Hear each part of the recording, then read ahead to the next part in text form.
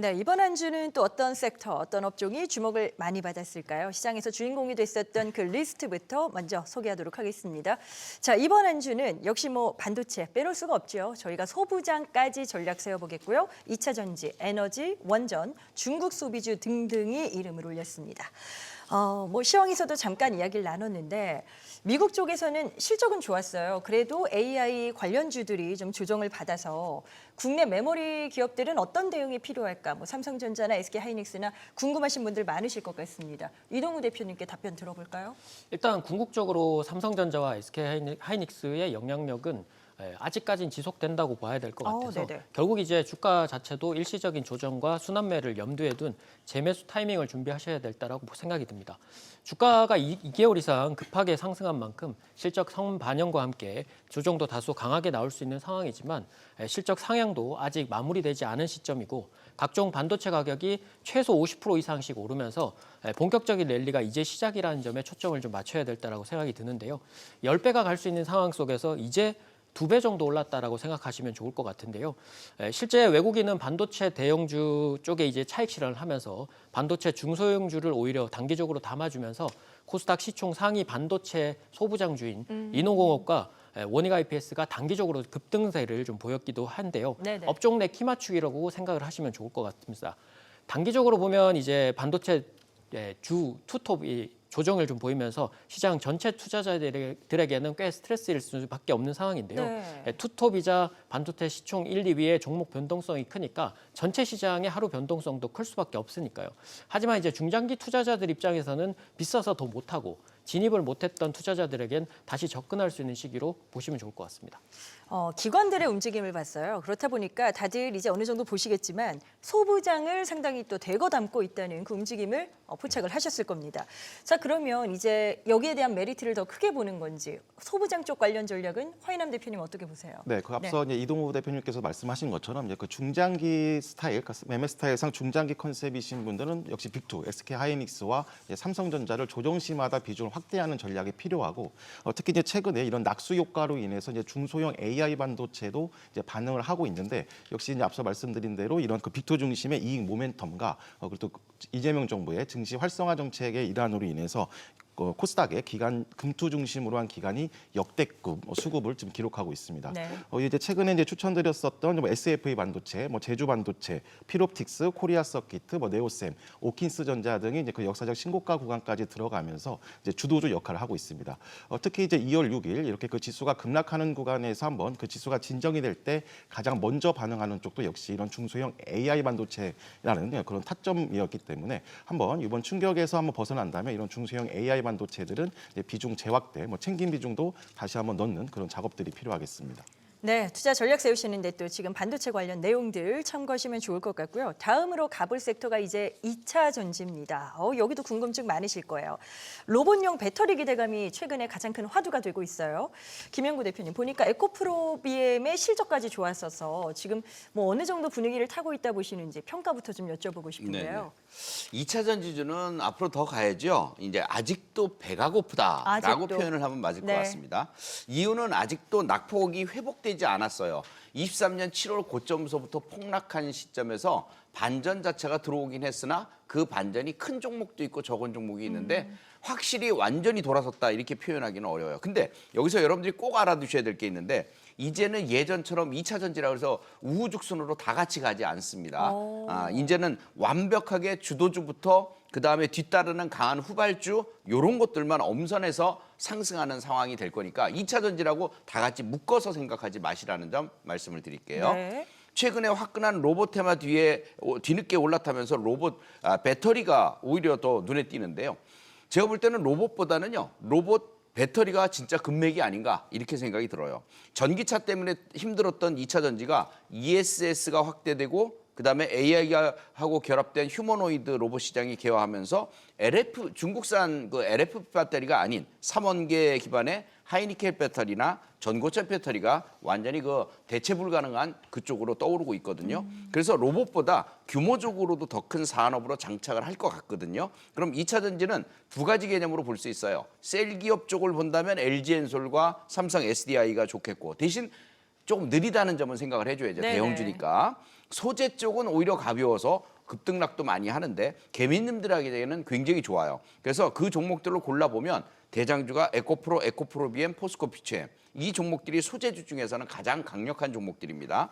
그다음에 전고체 쪽에서 또 보셔야 되는 게 이수 스페셜티 케미칼, 롯데 에너지 머티리얼, 에코프로 머티 이 세 종목은 꼭 지켜보시면 도움이 될 것 같습니다. 네, 이렇게 또 종목별로 압축해서 들여다보니까 많은 도움 되실 것 같은데 1년 만에 뭐 흑자 전환 이슈까지 있었고요. 어쨌든 뭐 분위기가 많이 또 다시 한번 살아나는 건 맞는 것 같습니다. 과연 여기서 더 갈 것인가에 대해서 김진 대표님도 뭐 동의하실까요? 네, 비슷한 내용이긴 한데 네네. 또 반복 강조드린다는 측면에서 한번 다시 짚어드리도록 하겠습니다. 네. 2차 전지 섹터에 대해서는 이제 계속 강조를 해드렸던 것처럼 작년부터 EV 캐즘 우려로 인해서 주가가 과도하게 조정받은 그런 바닥권에서부터 이 캐즘 완화 그리고 ESS의 그 시장의 성장 기대감 그리고 리튬 가격도 급등을 했죠. 이러한 부분에 따라서 그 저평가 매력이 부각되면서 추세 반등이 차근차근 진행되고 있었던 그런 상황이었습니다. 그런데 연초에 CS 2026을 기점으로 해서 좀 전에 말씀하셨던 것처럼 이 휴머노이드 로봇이라는 이 강력한 신성장 동력이 2차 전지와 결합하면서 이 지능형 로봇의 심장 역할을 한다는 이 새로운 중장기 성장 스토리가 이제 부각되었다고 이렇게 볼 수가 있겠습니다. 네네. 따라서 AI 로봇이라는 이 혁명적인 변화의 그 수혜가 이제 막 시작되었다는 점에서 제도약의 출발점에 서 있다 이렇게 판단해 드리겠고요. 그에 따라서 여전히 아주 싼 그 저평가 구간이라고 보시면 되겠고 따라서 조정시마다 적극 매수할 시점이다 아직도요.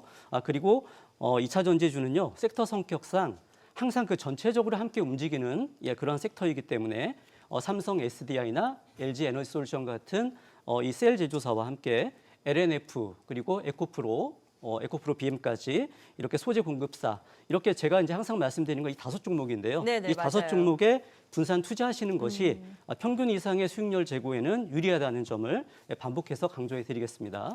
네, 2차 전지에 이어서 이번에는 에너지 쪽. 저희가 먼저 태양광부터 좀 볼게요.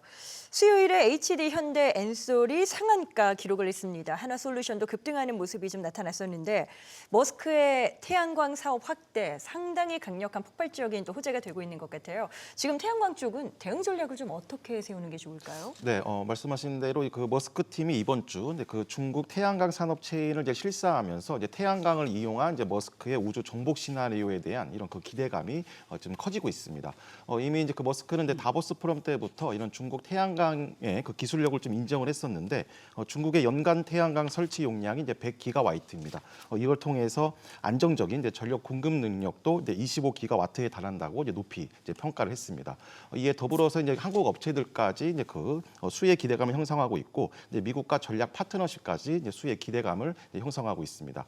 6일 지수가 이제 급락했음에도 불구하고 이제 현대에너지솔루션과 이제 하나솔루션, 뭐 유니테스트, OCI 홀딩스 등 이런 그 태양광 관련주들이 지수 대비 이제 강세를 보였습니다. 특히 이제 하나솔루션과 HD 현대에너지솔루션은 이제 52주 신고가까지 돌파를 하면서 최근 이제 정고점까지 이제 넘어서는 그런 모습을 보였는데 네. 아직까지는 이제 테마 단계이지만 일단 모멘텀을 확보했다는 점은 이제 긍정적인 그런 신호이기 때문에 트레이딩 관점에서는 최근에 돌파했었던 이런 정고점 부근까지 한번 1거래일에서 3거래일 정도 눌림목을 형성한다면 단기 트레이딩 관점에서는 충분히 다시 접근할 수 있는 그런 타점이라고 보시면 되겠습니다. 혹시나 또 다른 시각도 있으신지 궁금해서요. 이동우 대표께도 좀 여쭤보도록 하겠습니다. 태양광주를 저희가 이야기 나누고 있는데 지금 시점에서 뭐 여러 가지 5천 이상이고 코스닥도 주목받는 이 시점에서 에너지 쪽, 태양광 쪽 어떤 시각 접근이 더 유리하다 보십니까? 일단은 뭐 허 대표님과 거의 동일한 시각인데요. 그러세요? 여기에 네. 조금 덧붙이자면 최근에 이제 중국에서 태양광이랑 태양광 쪽 이제 셀 모듈 관련해서 정책 지원을 이제 제한할 수 있다라는 요 시사점이 아마 국내 태양광주들한테는 좀 희소식이 될 것으로 좀 예상이 되는 것 같은데요. 이뿐만 아니라 무역 보호무역 기조 확산으로 인해서 중국산 저가 경쟁에서 미국 태양광 업체는 오히려 수혜주로 좀 부상을 하면서 12개월 선행 매출 그리고 이익 마진이 모두 개선 중이고 태양광은 전력 수요가 급등하는 환경에서 값싸고 빠르게 전력을 증설할 수 있다는 수단으로 재평가 중을 보이고 있습니다. 지상 태양광 발전을 넘어서 우주 태양광의 차세대 전력원으로 주목받으면서 AI, 로봇, 우주 간의 결합으로 필수 에너지원으로 이제 태양광의 세계관 확장으로 좀 보여지는데요. 결국 이제 중대형주급으로는 이제 말씀 주셨던 이제 OCI 홀딩스, 네. HD 현대에너지솔루션, 하나솔루션이 급부상할 것으로 보이고요. 중소형급으로는 이제 태양광 효율을 높이는 페로브스카이트가 기술 관련으로 지금 급부상을 하고 있는데 뭐 LK캠이라든지 유니테스트 등을 주목해 보시면 좋을 것 같습니다. 네. 자, 그렇다면 원전은 어떨까요? 지금 한국과 미국의 원전 협력 이슈 때문에 또 관련주들이 많은 주목을 받고 있습니다. 자, 이제 투자 모멘텀을 저희가 또 압축해서 전달을 드려야죠. 김영구 대표님, 원전 어떤 대응법이 필요하다 보세요? 앞으로 10년은 먹거리가 충분한 원전입니다. 그래서 저는 이 종목들을 뭐 너무 많이 보려면 여러분들도 피곤하니까 세 종목만 딱 압축해서 봅니다. 네. 현대건설, 한국전력, 두산에너빌리티. 근데 한 번 잡으면 여러분들 이렇게 생각해야 돼요. 이번 증시는 한 번 잡으면 좀 길게 끌고 가세요. 자, 그뜩나게 너무 이렇게 스트레스 받지 말고 길게 끌고 가는 걸 말씀을 드립니다. 한전 같은 경우는 유틸리티에서 확연한 성장주로 발돋움을 했거든요. 대규모 실적도 보여주고 있고요. 그래서 과거와는 완전히 달라졌어요. 그래서 주가도 25년 2만 원대에서 벌써 6만 원까지 올라왔는데 제가 볼 때는 10만 원까지 상승하는 게 전혀 뭐 무서워 보이지 네네. 않습니다. 그래서 좋다는 얘기고 현대건설 또한 원전건설의 최고 주자가 되겠죠. 그래서 25년 3만 원에서 10만 원까지 넘기는 그런 신고가 행진을 보였는데요. 이제는 두려워할 이유가 없습니다. 이런 자리도 지금 이런 자리도 매수해야 되는 구간이고요. 중기적으로는 15만 원까지도 볼 수 있겠습니다. 두산 에너빌 같은 경우에는 절대 적게 올라온 게 아니거든요. 많이 올라왔어요. 근데 지금 10만 원을 못 넘고 계속 등락거듭이 이루어지고 있는데 10만 원은 곧 돌파를 할 것 같고 느긋하게 오래 보는 그런 전략이 필요할 것 같습니다. 중장기로 보는 걸 권해드립니다. 네. 금요일장에서는 좀 떨어지긴 했습니다만 한전산업도 많이 또 올라갔고요. 뭐 원전주도 종목이 여럿이다 보니까 어떤 쪽에 포커스를 맞춰야 더 유리한 선택일지 또 이 부분도 좀 여쭤볼게요. 이동훈 대표님께서 뭐 종목 리스트가 또 있으실지 궁금하네요. 뭐 앞서서 네. 이제 한전기술이랑 뭐 한전산업 같은 경우는 70% 이상 수익을 좀 드리기도 했었는데요. 원전의 내용이 확실히 지금 바뀌었습니다. 정치적 억압을 이제 확실히 벗어나는 그런 모습이었고 원전 자체의 이제 수익성을 잘 보셔야 된다라고 말씀드렸는데 그때도 이제 원전 자체가 1, 2년 안에 승부가 나는 사업이 아니고 장기 용역에 따라서 원전 공정률이 좀 달라지는데 그걸 나눠서 인식하게 되는 게 대부분인데 일정 분기가 지나면 한 번에 수익성이 잡히는 구조라고 말씀드린 바 있습니다. 결국 이제 작년 3분기 해외 프로젝트 재개로 인해서 영업이익이 다시 흑자 전환을 한 상태이고 본격적인 이익 구간은 올해가 원년이라고 생각하시면서 접근을 충분히 하셔도 된다라고 말씀드렸는데요. 네. 여전히 한전기술과 한전산업 그리고 한국전력까지 중장기 투자 관점은 그대로 유효하다고 보여지고요. 최근에 이제 건설주 등이 SMR 투자와 대형 원전 건설까지 이제 참여를 시작하면서 현대건설이나 대우건설 등도 조정 시에 진입이 가능하고요. 뭐 또한 부품주로는 이미 수익성이 나고 있습니다만 천천히 우상향을 지속해 나가는 두산에너빌리티나 뭐 BHI, S&T에너지 등을 관심을 두시면 좋을 것 같습니다. 일단 지금까지 들어본 그 원전에 대한 두 분의 전략이 아주 짧은 타이밍은 아니네요. 두 분 다 이제 중장기 관점이라는 그 단어들이 또 등장을 했습니다. 허인원 대표님은 어떠실까요? 혹시 원전 섹터 내에서 원픽이나 뭐 이런 종목 있으실까요? 네, 저는 그 이동호 대표님께서 말씀하신 그 종목 중에서 이제 한전기술을 좀 그 네네. 중장기 스타일상에서 같이 끌고 갈 수 있는 그런 종목군으로 높게 평가하고 있습니다. 이제 한전기술은 이제 원자력 발전소의 설계 자립을 위해서 설립된 한국전력공사의 이제 자회사인데 단순히 그 시공을 하는 건설사가 아니라 종합 설계와 원자료 개통 설계를 모두 수행할 수 있는 원전 엔지니어링 전문 기업이라고 보시면 되겠습니다. 이런 이제 그 높은 기술 진입 장벽으로 인해서 이제 경쟁자가 거의 없는 실질적인 독점적인 지위를 확보하고 있습니다. 이미 그 체코 두코바니 원전 건설 산업 이제 우선 그 협상 대상자로 선정된 후에 작년 본 계약이 성공적으로 마무리되면서 이런 그 설계 매출이 이제 본격적으로 이제 인식이 되고 있습니다.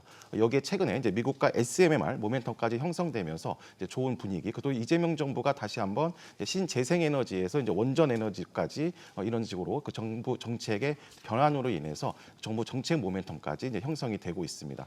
따라서 중장기 컨셉으로 좀 진입을 하신다면 이번 지수 조정 구간 14만 원에서 13만 원의 눌림목이 형성이 되면 이제 중장기 타점 기준으로 해서 다시 한번 이제 비중을 확대할 수 있는 그런 위치라고 보시면 되겠습니다. 네, 알겠습니다.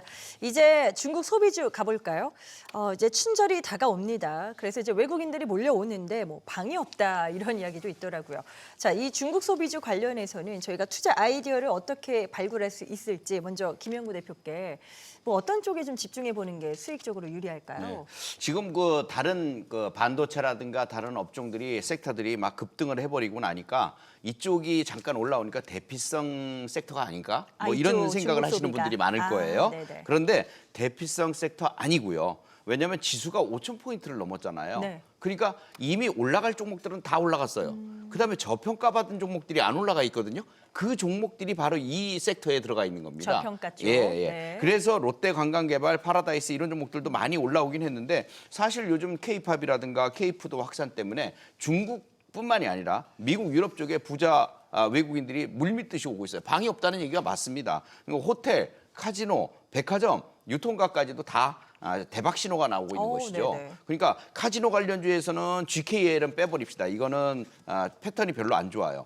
그것 빼고는 롯데관광개발, 파라다이스 이런 것들은 연속적인 상승 현상을 타고 있는 거고요. 그다음에 호텔이나 백화점 쪽 이쪽 굉장히 좋아요. 호텔 신라 지금 바닥권에 있다가 처음 이제 이번 주에 반등을 시작을 했는데요. 네. 이거 올라타셔도 됩니다. 그다음에 신세계백화점, 현대백화점 이미 주가가 어느 정도 상승을 했어요. 바닥권에서.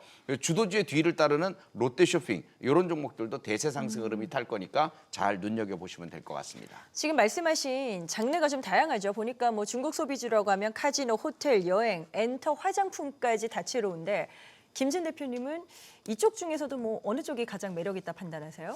뭐 앞부분은 이제 대표님께서 말씀해 주셨으니까 저 같은 경우는 이제 엔터주 같은 경우 본 방송을 통해서도 하이브를 중심으로 계속해서 강조를 드려왔었고요. 맞아요. 추가적으로 그 요 며칠 사이에 보니까요, 이 화장품주의 그 심상치 않은 움직임이 좀 포착되고 있기 때문에 여기에 좀 주시를 하고 있습니다. 네네. 예, 지난 4일에 보면 그 APR이 작년에도 그 매출 110%, 그리고 영업이익이 무려 200% 이 성장이라는 이 호실적을 발표하면서 이 화장품주들이 전체적으로 시세를 받기 시작했는데요.